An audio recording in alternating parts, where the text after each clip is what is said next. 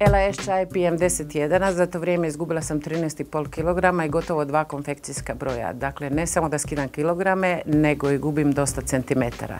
Osjećam se izvrsno. Kod mladog dizajnera Ivice Skoke došla sam odabrati haljinu za svoju novu premijeru i to je upravo ova haljina. Predivna je. Uz LAS čaj nisam gladna, nisam nervozna, a okolina je vrlo brzo počela primjećivati promjene na mom tijelu.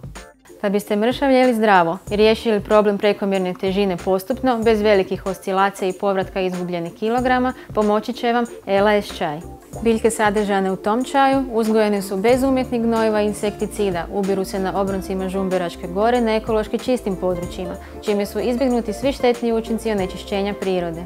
LAS čaj najbolji je odabir za one koji žele mršavjeti na zdraviji način. U to će se uvjeriti svi koji za borbu s prekomjernom težinom odaberu ovaj proizvod.